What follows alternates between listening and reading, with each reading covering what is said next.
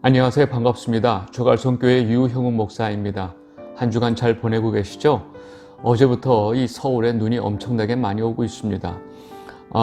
지난주는 제가 지방에 또 1박 2일로 출장도 다녀와야 했고, 또 토요일 날 이 주갈성 성도 모임 준비 때문에 여러 가지 좀 일이 너무 바빠서 결국 이 요한계시록 성경 가이드를 휴강을 했습니다. 오늘은 지난번에 이어서 요한계시록 12번째 공부하는 시간입니다. 그리고 원래 이 진도대로 오늘 요한계시록 10장을 공부하겠습니다. 제가 지난주에 한 주 휴강하니까 앞에서 제대로 공부하지 못했던 내용을 좀 복습해 주세요 라고 제가 말씀을 드렸는데 다들 복습을 하셨죠? 그래도 한 주 쉬니까 또 지금까지 공부한 내용이 아마 가물가물하실 겁니다. 제가 그래서 오늘 10장을 우리 시작하기 전에 지금까지 우리 공부한 내용을 아주 간단하게 한번 요약을 좀 해보도록 하겠습니다. 요한계시록 1장 제일 처음에 예수 그리스도의 계시라로 이 요한계시록이 시작을 합니다. 요한계시록 1장 1절 예수 그리스도의 계시라 이는 하나님이 그에게 주사 반드시 속히 일어날 일들을 그 종들에게 보이시려고 그의 천사를 그 종 요한에게 보내어 알게 하신 것이라. 아멘. 이렇게 요한계시록이 시작이 됐던 거 기억나시죠? 그리고 이제 알파와 오메가이신 그 예수 그리스도께서 다시 오실 것이다 라는 이 분명한 선포로 시작을 합니다. 그리고 이제 2장 3장에서 7교회에 보내는 편지가 나오게 됩니다. 현재 이 땅에서 교회들이 어떤 고난 속에서 어떻게 믿음을 지키고 있는지, 또 어떤 잘못된 문제를 가지고 무엇 때문에 교회가 그 중심을 잃고 있는지를 주님께서 그 교회들에게 보내주는 이 칭찬 또 책망을 통해서 우리에게 분명히 말씀해 주셨습니다. 그리고 바로 다음 이어지는 4장 5장에서는 하늘에 완성된 교회를 보여주시면서 이 땅에서 고난 가운데 수고하는 교회의 끝이 무엇인가를 정확하게 보여주고 있습니다. 다시 말해서 교회의 마지막 결론은 무엇이냐라는 것을 제일 처음에 보여주고 있습니다. 이렇게 이 교회 시대 전체를 설명하는 첫 번째 축인 2장에서 5장까지는 이 땅에 있는 교회의 모습, 그리고 이후에 완성된 하늘의 교회의 모습을 보여주면서 마무리를 합니다. 그리고 이제 6장서부터 시작되는 그 7인의 재앙은 교회 시대 내내 이 땅에서 벌어지는 자연적인 재앙들, 그리고 인간의 욕심으로 인해서 생기는 재앙들을 보여줍니다. 전쟁, 칼, 기근, 또 여러 가지 어떤 그 자연적인 재해를 통해서 이 세상에 많은 사람들이 죽어가게 된다는 것을 보여주고 있고, 이것이 바로 하나님의 진노의 심판이라는 사실을 정확하게 보여주고 있습니다. 그렇게 6째인의 재앙이 끝나는 6장 마지막에는 이 무서운 하나님의 진노의 날에 누가 능히 서리요? 라는 질문으로 끝이 납니다. 그리고 바로 이어지는, 즉 삽입구로 들어오는 7장에서 그 6장 마지막에 질문했던 그 질문에 답을 해줍니다. 바로 이 땅에 이 가증한 일로 애통해하고 울고 있는 이 하나님 백성들에게 인이 처지고 그 입맞은 하나님의 백성들, 교회 14만 4천 명, 즉 창세 이후에 이 땅에 존재한 모든 하나님의 백성들이 바로 그 진노의 날에 구원받는다라는 사실을 7장에서 답을 해주고 있습니다. 그리고 그들이 환란에서 나오는 모습, 그리고 어린 양의 예수의 피로 옷을 씻어 희게 한 그 셀 수 없는 물이라는 것을 우리에게 설명해 주는 게 바로 7장이었습니다. 그리고 이어지는 8장에서는 이제 7 나팔 재앙의 내용이 나오는데, 그 7인의 재앙이 이 땅에 있는 성도를 포함한 모든 사람들에게 내려지는 재앙을 설명한 데 반해서 지금 이 7 나팔 재앙은 하나님을 믿지 않고 또 하나님을 거부하는 인간들, 즉 불신자들에게만 내려지는 재앙이라는 것을 우리에게 알려주고 있습니다. 애굽에 내려진 그 10가지 재앙들을 인용해서 이 땅에 벌어지는 그 혹독한 재앙들을 설명을 해줍니다. 그리고 그 재앙들은 그들이 회개하고 하나님에게 돌아오기를 바라는 목적으로 내려지는 재앙이었습니다. 그런데 6째 나팔의 재앙이 끝나는 9장 마지막에 보면 그들은 그러한 무시무시한 재앙 속에서도, 재앙을 당하면서도 결코 자신들의 그 손으로 행했던 악한 일들을 멈추지도 않고 회개하지 않는 모습으로 끝이 납니다. 요한계시록 9장 20절에서 21절입니다. 이 재앙에 죽지 않고 남은 사람들은 손으로 행한 일을 회개하지 아니하고 오히려 여러 귀신과 또는 보거나 듣거나 다니거나 하지 못하는 금, 은, 동과 목 속의 우상에게 절하고 또 그 살인과 복술과 음행과 도둑질을 회개하지 아니하더라. 여러분, 이렇게 여섯째 나팔 재앙 속에서도 이들이 자신들이 행하던 그 모든 악행들을 그대로 행하면서 결코 회개하지 않는다는 말씀으로 이 9장의 내용이 끝이 납니다. 그렇다면 그 다음 이어지는 삽입구, 즉 10장, 11장의 내용은 무엇일까요?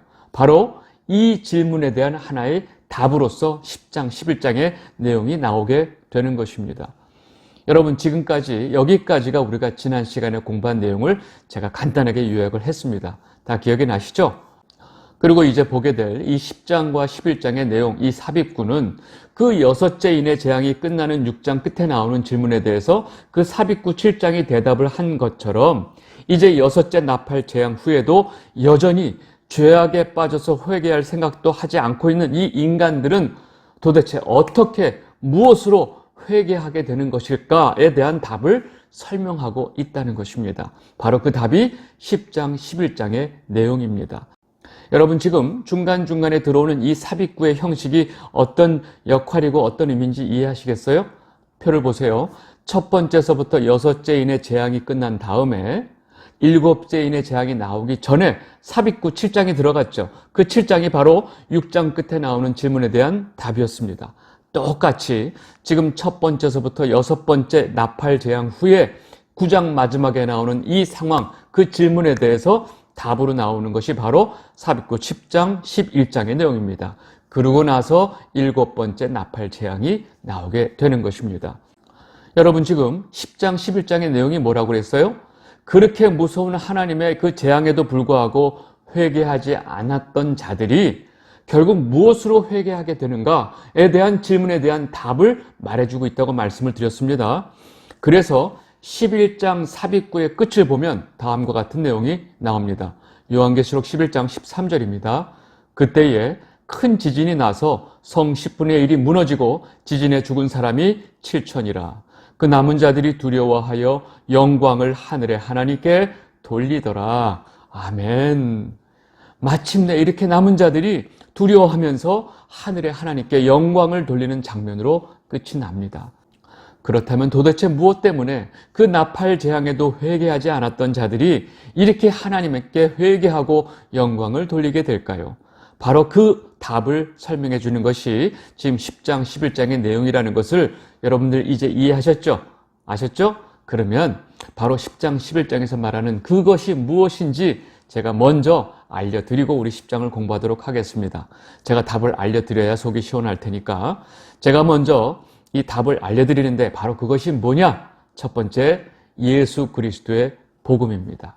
두 번째, 그리고 목숨을 걸고 그 복음을 증거하는 증인들, 바로 교회로 인해서 사람들이 마지막에 하나님께 회개하게 된다는 사실을 지금 10장, 11장이 분명하게 말하고 있습니다.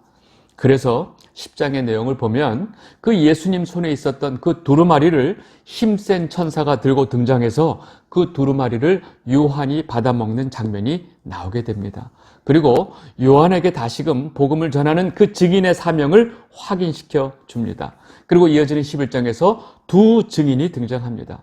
여러분, 지금 요한이 보고 있는 이 환상 속에 나오는 이 두 증인은 엄청난 권세를 가지고 복음을 전하는 역할을 하는 동시에 이 세상에서 처절하게 외면당하고 죽임까지 당하는 교회를 상징하고 있습니다. 여러분, 이 두 증인의 죽은 시체를 큰 대로변에 놔두고 사람들이 장사도 안 지내고 심지어 기뻐하기까지 합니다. 그러나 그들은 마침내 이 하나님의 생기로 살아나게 되고 하늘로 올라가는 모습에 사람들이 마침내 두려움을 가지게 되고 하나님께 영광을 돌리게 됩니다. 여러분, 이러한 두 증인의 모습은 바로 예수 그리스도의 삶을 사는 이 땅의 성도들을 상징적으로 보여주고 있습니다. 여러분, 이것이 바로 10장, 11장 내용의 요약이고 주제입니다.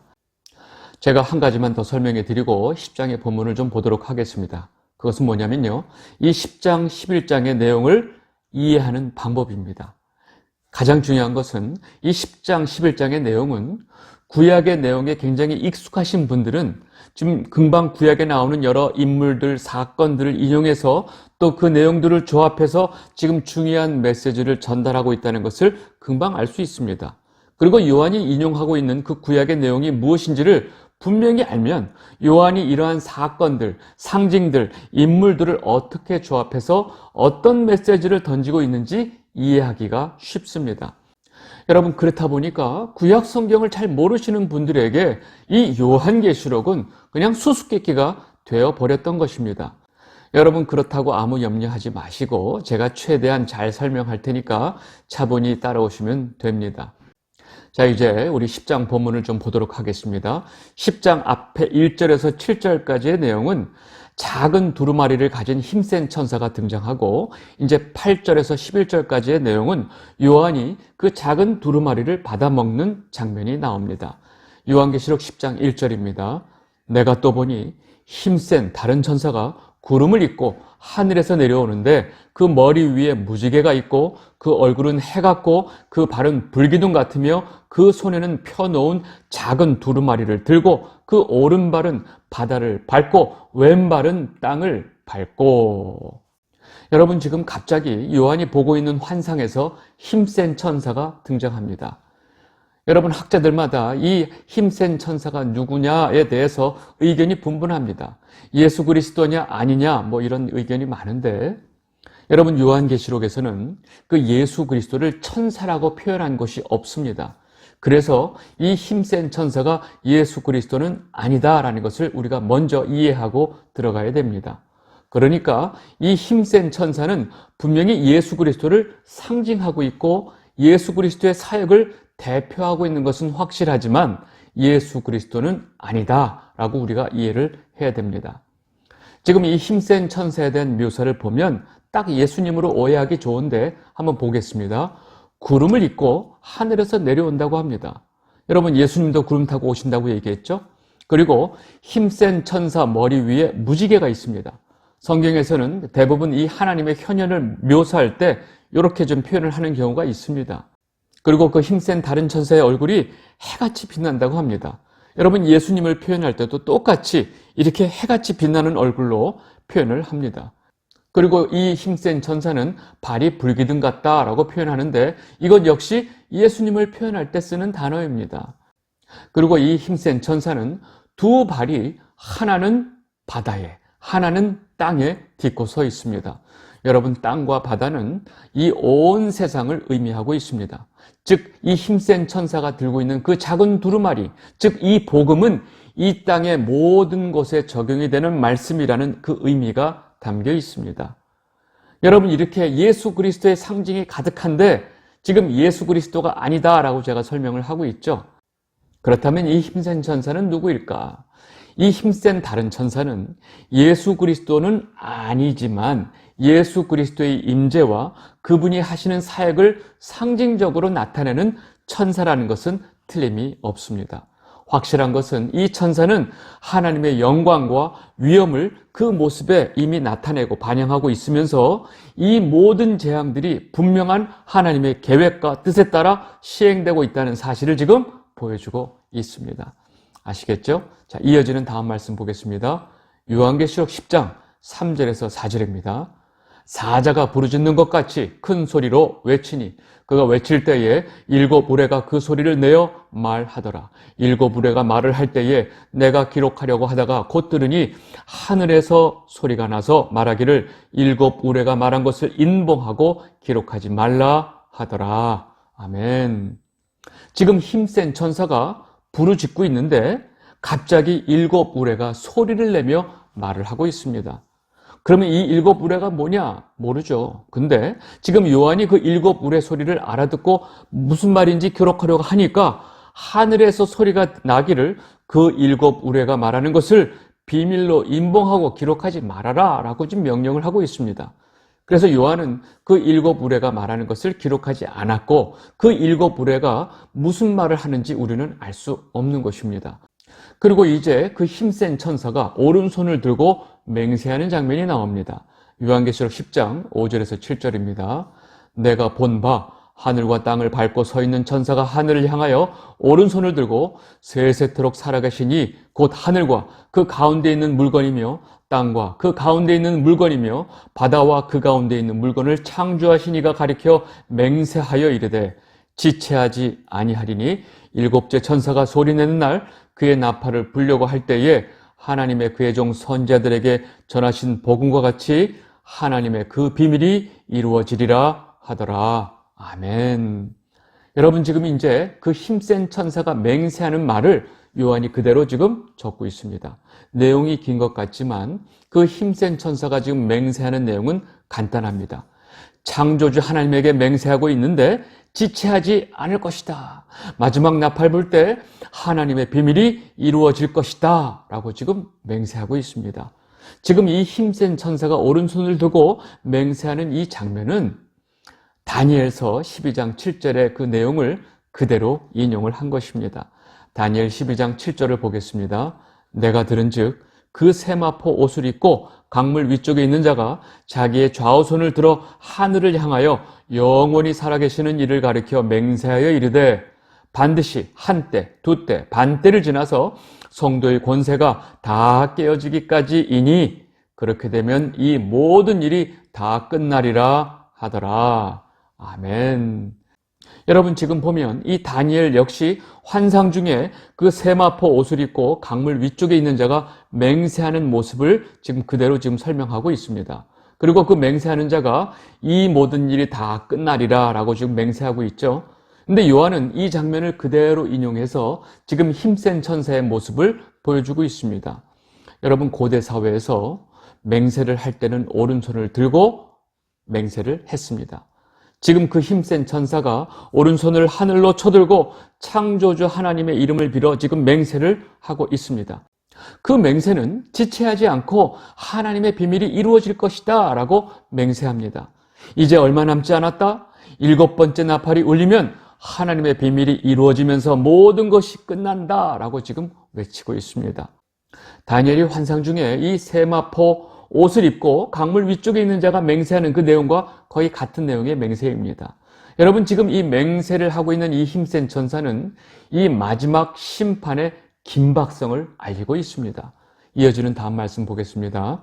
요한계시록 10장 8절에서 11절입니다.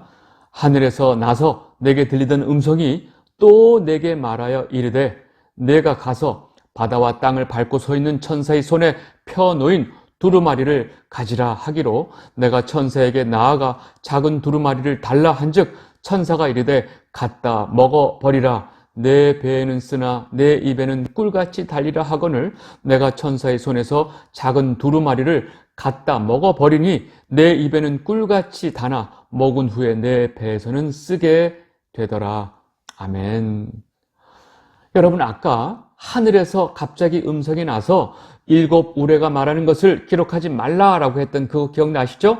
근데 그 음성이 또다시 요한에게 이제는 그 힘센 천사의 손에 있는 두루마리를 가져라 라고 지금 명령하고 있습니다. 여러분, 지금 이 하늘에서 나는 음성이 바로 어린 양이신 예수님의 음성입니다.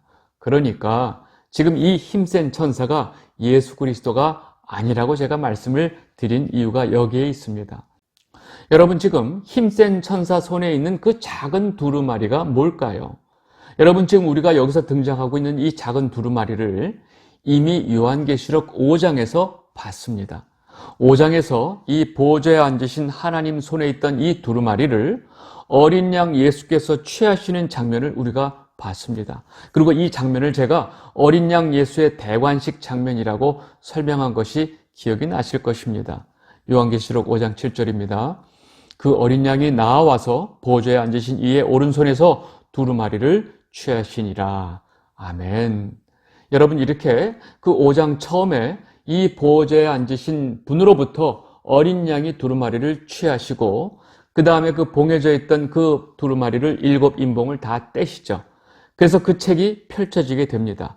그리고 이제 10장에서 그 힘센 다른 천사가 그 펴놓은 두루마리를 취해서 요한에게 주고 또 요한에게 이것을 받아 먹으라 라고 말하고 있습니다.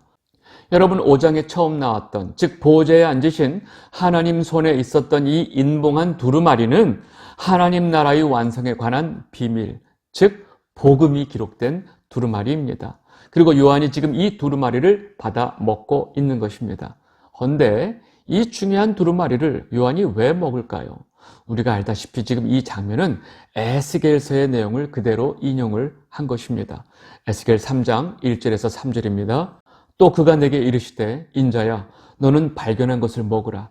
너는 이 두루마리를 먹고 가서 이스라엘 족속에게 말하라 하시기로 내가 입을 벌리니 그가 그 두루마리를 내게 먹이시며 내게 이르시되 인자야 내가 내게 주는 이 두루마리를 내 배에 넣으며 내 창자에 채우라 하시기에 내가 먹으니 그것이 내 입에는 달기가 꿀 같더라. 아멘. 여러분 지금 에스겔에게 두루마리를 먹고 이스라엘 족속에게 가서 말하라 라고 지금 말씀하고 계십니다. 다시 말해서 두루마리를 먹는다는 것은, 즉 이 하나님의 말씀을 먹는다는 것은 하나님의 말씀을 받아서 그 말씀대로 삶 속에서 살면서 하나님 백성들에게 전하라 라는 이 사명을 받는 장면을 이렇게 표현을 한 것입니다. 그래서 요한도 똑같이 두루마리를 먹고 11절에 보면 예언자의 사명을 받게 됩니다. 요한계시록 10장 11절입니다. 그가 내게 말하기를 내가 많은 백성과 나라와 방언과 임금에게 다시 예언하여야 하리라 하더라. 아멘. 이렇게 그 에스겔의 내용을 그대로 인용해서 요한에게 이 예수 그리스도의 복음을 많은 이들에게 전해야 할 그 사명을 주고 계신 장면이 이렇게 등장하고 있습니다. 여러분 우리는 여기서 한 가지 의문을 가져야 합니다. 왜 지금 6째 나팔로 인해서 이 땅에 엄청난 재앙이 벌어지고 있는 상황에서 갑자기 왜 요한이 이 하나님 복음의 말씀이 쓰여진 두루마리를 먹고 예언의 사명을 받고 있을까요? 지금 이 7 나팔 재앙은 하나님을 믿지 않고 하나님을 거부하는 불신자들에게 회개를 촉구하는 재앙이라고 제가 말씀을 드렸죠. 그리고 지금 6째 나팔 재앙이 이 땅에 이미 내려졌음에도 불구하고 이들은 회개하지 않고 그들이 행하던 모든 악행들을 그대로 행하고 있었습니다. 왜 회개를 촉구하는 심판이 나팔 중간에 이 복음이 적힌 두루마리를 요한이 받아먹는 장면이 지금 나오고 있을까요? 그 이유는 다음과 같습니다.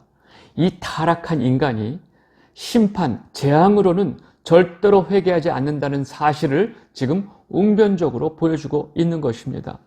우리는 어떤 기적이나 재앙이 그 사람을 변화시킬 것이라고 쉽게 생각합니다. 그러나 성경은 우리에게 어떤 기적이나 재앙이 한 인간을 변화시키지 못한다는 사실을 지속적으로 말씀하고 있습니다. 이 쇳덩어리인 인간이 그 복음 앞에 깨지고 하나님 앞에 회개하고 돌아오게 되는 것은 어떤 기적이나 재앙이나 심판이 아니라 하나님의 전적인 은혜의 복음뿐이라는 사실을 지금 너무나 분명하게 확인시켜주고 있는 것입니다. 여러분 이것이 바로 10장, 11장 이 삽입구가 말하고 있는 아주 중요한 메시지입니다. 여러분 그런데 왜 복음은 입에는 꿀같이 달고 배에서는 쓰다고 표현할까요? 지금 그 복음이 적혀있는 두루마리를 요한이 먹었는데 입에서는 꿀같이 달았다고 표현하고 있습니다. 여러분 우리를 구원의 길로 이끄는 그 예수 그리스도의 복음은 정말로 그렇게 단 것입니다. 여러분 주의 말씀이 달다고 하는 표현은 이미 구약의 시편의 표현에서 그대로 인용을 하고 있습니다. 시편 119편 103편에서 105절입니다. 주의 말씀의 맛이 내게 어찌 그리 단지요 내 입의 꿀보다 더 다니이다. 주의 법도들로 말미암아 내가 명철하게 되었으므로 모든 거짓 행위를 미워하나이다. 주의 말씀은 내 발의 등이요 내 길의 빛이니이다. 아멘. 여러분 이렇게 주의 말씀은 아주 꿀처럼 달다라고 지금 성경이 표현하고 있는데 여러분 주의 말씀이 그렇게 달기만 할까요? 예수 그리스도의 복음이 그렇게 달기만 할까요? 결과를 놓고 볼 때 그 복음으로 인해서 우리가 하나님 나라에 들어가기 때문에 정말로 우리에게는 송이꿀보다 단 것이 사실입니다. 그런데 실제로 우리 삶 속에서 우리가 그 말씀으로 살아갈 때 또 그 말씀처럼 우리의 삶이 바뀌어갈 때 우리는 실상 말도 못한 고통을 겪게 됩니다. 우리 안에 습관화되어 있는 이 죄의 중독들을 떨구어내는 것은 그리 쉬운 일이 아닙니다. 또한 그렇게 입에 달았던 복음을 바르게 세상에 전하게 되면 이 세상은 우리를 미워하게 됩니다. 그래서 그 달던 복음이 배에서 쓰다라고 지금 표현하는 것입니다. 그래서 성도들이 이 복음의 말씀대로 살아간다는 것은 정말로 쉽지 않습니다. 이러한 이유 때문에 복음을 전해야 되고 하나님 말씀을 전해야 되는 그 에스겔도 그랬고 사도 요한도 이 복음의 두루마리를 먹었을 때 입에서는 꿀처럼 달았지만 배에서는 쓰다라고 표현을 한 것입니다. 그리고 여기서 한 가지 중요한 사실은 복음을 먼저 먹은 사람, 그 꿀처럼 단 복음을 먼저 먹은 사람은 자기 자신이 삶 가운데서 먼저 그 쓰디쓴 경험을 해야 합니다. 그리고 나서 비로소 그 복음을 전할 수 있는 증인의 자격이 생긴다는 것입니다. 복음의 말씀으로 인해서 먼저 자기 안에 있는 이 모든 죄성이 박살이 나는 그 쓰디쓴 경험을 하지 않고 다른 사람에게 절대로 복음을 전할 수 없다는 것입니다. 그래서 에스겔도 그랬고 사도 요한도 이 배에서 쓴 복음의 맛을 느끼고 난 다음에 너는 이것을 전해야 한다라고 말씀하고 계신 것입니다. 이 영상을 보고 계신 주갈성 성도 여러분, 우리는 우리 안에 이 복음의 말씀이 들어올 때 너무나 감격스럽고 너무 은혜롭고 마치 입에서 꿀처럼 달기 때문에 너무나 좋아합니다. 그러나 그 복음의 말씀대로 살아가는 것은 결코 쉽지 않다는 것을 여러분들 이미 다 경험을 하셨을 것입니다. 그 경험은 바로 여러분들이 이제 예수 그리스도의 복음을 전할 수 있는 즉 증인의 사명을 가지고 있다는 증거이기도 합니다. 그리고 그 증인들의 삶과 입으로 전해지는 복음만이 이 땅에 있는 죄인들을 회개시킬 수 있다는 것입니다. 여러분 지금 이 사실을 지금 요한계시록 10장 11장이 분명히 말하고 있습니다. 여러분 모두가 죄인들을 하나님 앞에 돌아오게 하는 그 증인의 삶을 살게 되시기를 진심으로 바랍니다. 그리고 이어지는 이 두 증인의 환상을 설명하는 11장은 다음 주에 자세히 설명을 하도록 하겠습니다. 오늘은 여기까지 하도록 하겠습니다. 감사합니다.